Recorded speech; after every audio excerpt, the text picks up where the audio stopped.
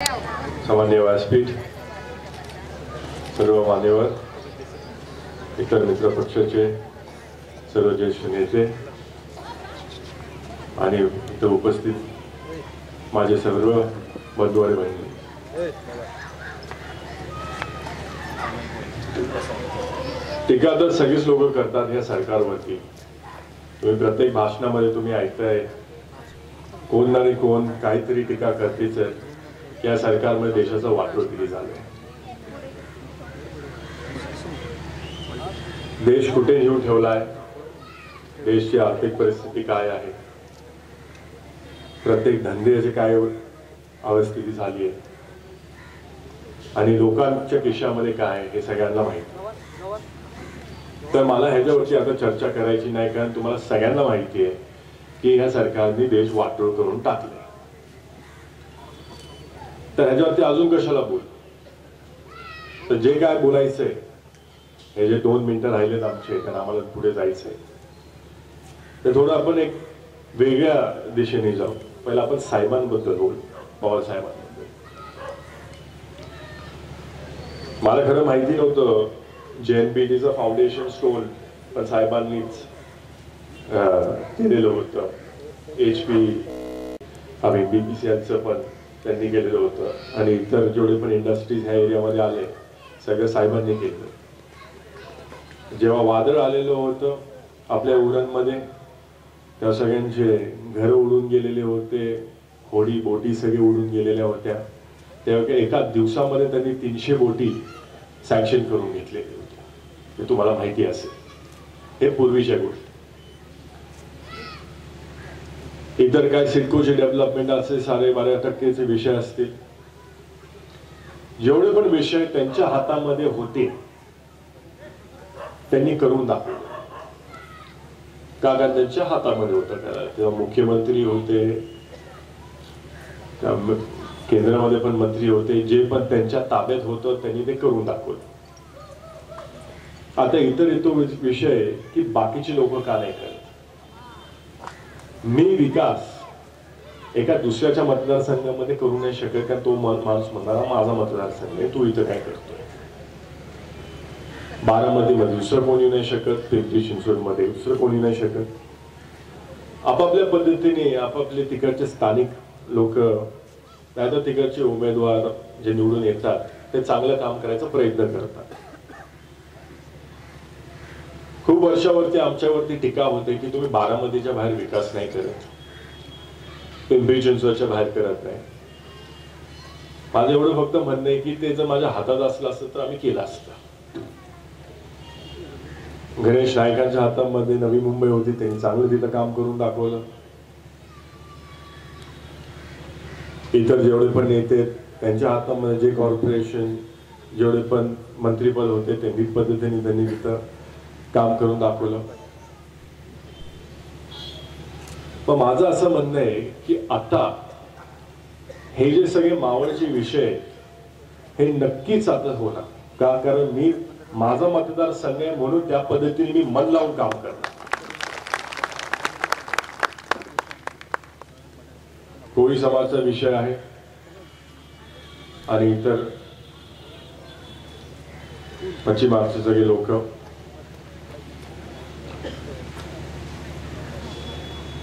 कोळंबी जी साहेबांनी सुरू केली होती एक्सपोर्ट करायला, तुम्हाला माहिती असेल. साहेबांनी सुरू केलं, सांगितलं की तुम्ही कोळंबीचे शेती लावा, कोळंबी सुरू करा, ॲक्वाकल्चर करा. आज आपला देश कितीतरी हजारो कोटीचा कोळंबी एक्सपोर्ट करतो. ते साहेबांनी सुरू केलेलं होतं. ती कोळंबी इथं तयार केली होती, कुठे, भारतातच, आपल्या लॅबोरेटरीमध्ये. माझं काय विजन मावळसाठी ते मला ह्यांनी सांगितलं. आम्ही गाडीमध्ये होते, जय म्हात्रे साहेब म्हणत होते की तुम्ही तुमचं विजन जरा सांगा. मी सांगतो, कारण आता टीका तर खूप झाल्या, आता आपल्याला इथे येऊन काय करायचं त्याच्यावरती थोडं बोललो.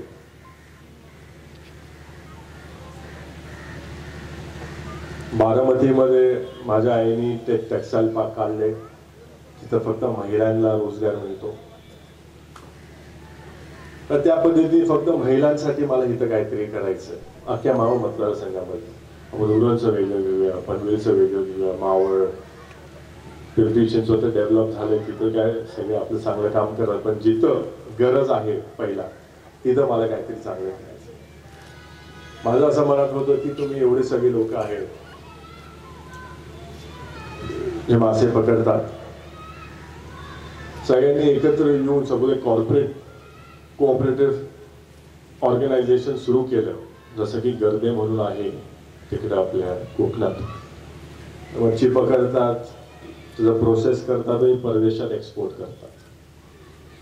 तिकडनं स्टडी उत्पन्न येतं. आपल्याला फक्त मासे पकडायचे, त्या फॅक्टरीमध्ये घालायचे, पर किलो आपल्याला जेवढा पैसा मिळतो सगळे लोक त्या कोऑपरेटिव्हचे मालक असतात. तर अशी माझी आयडियाज आहेत की महिलांसाठी आपण कुठल्या पद्धतीने इथं त्यांना थोडं इंडिपेंडेंट बनवायचा प्रयत्न करू शकतो.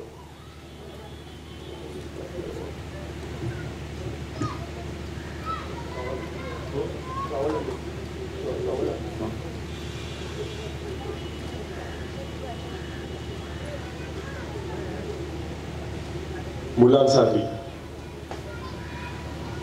माझा मेन मोटिव्ह ह्या कॅम्पेनचा काय आहे? बेरोजगारी.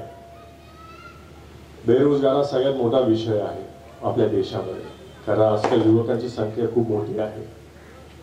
लोकांना जॉब नाही, लोकांना डिग्री आहे त्यांच्या हातामध्ये पण काम नाही, घरी बसून सगळे आहेत. आई वडील सगळे चिडलेत की आम्ही एवढा खर्च केला आहे मुलांच्या शिक्षणावरती, पण आम्हाला त्यांना म्हणजे कंपनीमध्ये नाही जॉब देऊ शकत. घरी शेती नाहीये, बिझनेसेस डाऊन आहेत. कुठेतरी आई वडिलांना वाटतं की मुलगा शिकून तरी इथून धंद्याला लागेल, कामाला लागेल, पैसे येतील घरामध्ये, ते पण काय होत नाही. तर मावळ इन्व्हेस्टमेंट हब म्हणून आपण असं ऑर्गनायझेशन तयार करणार, जिथं स्थानिक लोक, तुम्ही सगळे आणि इतर लोक, ज्येष्ठ नेते त्या एरियाचे मिळून आपण इंटरनॅशनल कंपनीजला आणणार आणि त्यांना पॉकेट्स देणार इंडस्ट्री खोलायला. विषय काय होतोय की एक असा माणूस नाहीये जो लोकांच्या संपर्कात जाईल आणि कंपनीच्या संपर्कात, दोन्ही लोक त्याला म्हणतात, आम्ही म्हणायला नाही पाहिजे ब्रोकर, पण जो ह्यांना पण पब्लिकला पण मदत करणार आणि कंपनीला. ते आमदार खासदार करतात, पण त्याच्यावरनं आपल्याला असं करायचंय की त्यांना कॉन्फिडन्स कसा मिळणार, विश्वास कसा मिळणार की सपोज मी इथे इंडस्ट्री उभी केली तर इकडचे स्थानिक लोक माझी कंपनी बंद नाही करणार. हा कॉन्फिडन्स तुम्ही देणार का? तो कॉन्फिडन्स दिल्यानंतर कुठल्या पण परिस्थितीमध्ये हे सगळी कंपनी नक्कीच येणार आपल्याकडे आणि तिकडनं रोजगार आपल्याला वाढायचं सुरू होणार. आतापर्यंत जर तुम्ही बघितलं आहे नोटबंदीमुळे, तसं राज साहेब पण म्हणले त्यांच्या भाषणामध्ये की एक दिवशी तुम्ही नोटबंदी करून टाकलं तर 5-4 कोटी रोजगार बेरोजगारी झाले. आणि त्याच्यावरनं मग नंतर तुम्ही जातीचं राजकारण करता, मग त्याच्यानंतर तुम्ही म्हणता की तुम्ही 2 कोटी रोजगार वर्षाला देणार. विषय काय झालाय की तुम्ही सगळ्यांना चांगले स्वप्न दाखवले, लोकांनी तुमच्यावरती विश्वास ठेवला आणि लोकांनी तुम्हाला निवडून आणलं. निवडून आणल्यानंतर तुम्हाला तरी पण 1, 2, 3, 4, 5 वर्ष तुम्हाला संधी दिली की ठीक आहे, आता तर कुठेतरी हा माणूस काम करेल आमच्यासाठी, आता तर आमच्यासाठी काहीतरी चांगलं करेल. तुम्ही ॲडव्हर्टाइजमेंटमध्ये खर्च केले 4,500 कोटी, तुम्ही बँक्समधनं, तुम्ही RBIमधनं पैसे काढले बाहेर, जे तुम्ही करू नाही शकत का, कारण तुमच्या जेवढे पण उद्योगपती आहेत त्यांना लोन्स द्यायचे होते, जे आपलं देश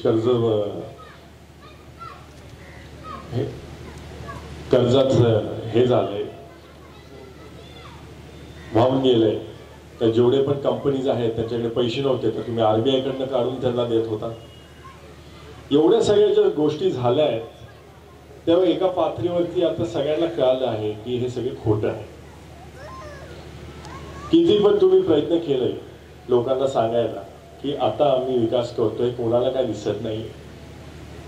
आतापर्यंत कोणाला काय विकास दिसला नाहीये, लोकांना भाव मिळाला नाहीये, प्रत्येक धंदा डाऊन आहे, मी एका व्यक्तीला विचारलं, मार्केटमध्ये फिरत होतो, अरे तुझं साडीचं दुकान आहे, 70% साडीचं सेल लावून आहे, महिला लोक शॉपिंगला जात नाहीयेत, मुलं काय जास्त बाहेर फिरत नाहीयेत, सगळी घरे बसून आहेत, नोकरी नाही, म्हणजे काहीच नाही, सुखच नाहीये लोकांना. तर माझं असं म्हणणं आहे की हे जे विषय आहेत हे आपण एका बाजूला ठेवूया. पण मावळमध्ये आपल्याला काय करायचं आहे ना, उरणमध्ये की महिलांसाठी, महिला सुरक्षेसाठी, महिलांना इंडिपेंडेंट बनवण्यासाठी आमचे नवीन प्लॅन्स असणार. मुलांसाठी चिल्ड्रन हॉस्पिटल आणि children health care day care centres त्याचा आपण राबवायचा प्रयत्न करू. हे काय सगळ्या गोष्टी नवीन आहेत पण फ्युचरसाठी आपल्याला खूप महत्त्वाचे आहेत. कारण आपण सपोज पुढचा विचार करत असेल तर आपलं इन्फ्रास्ट्रक्चर रेडी असायला पाहिजे. ह्या बाबतीमध्ये मावळमध्ये इन्व्हेस्टमेंट हबमध्ये आपण जेवढे इंडस्ट्रीज आणायचा प्रयत्न करू, तिकडनं आपल्या सगळ्या युवकांना रोजगार मिळणार. तर हा सगळा आपला एक प्लॅन आहे मावळचा. आणि कुठेतरी मला फक्त म्हणायचं आहे की तुम्ही माझ्यावरती विश्वास ठेवा की कुठल्या पण परिस्थितीमध्ये हे मी करायचा प्रयत्न करेन. असं नाही की मी फक्त बोलून जाईल का, कारण हे आमच्या परिवारामध्ये तसं होत नाही. जेवढे पण कामं आमच्या वडिलांनी आजोबांनी हाताखाली घेतले ते सगळे मनापासून करून दाखवलेत. आणि त्याच पद्धतीने मी इथं चांगल्या पद्धतीने सस्टेनेबल डेव्हलपमेंट मॉडेल आणण्याचा प्रयत्न करेन.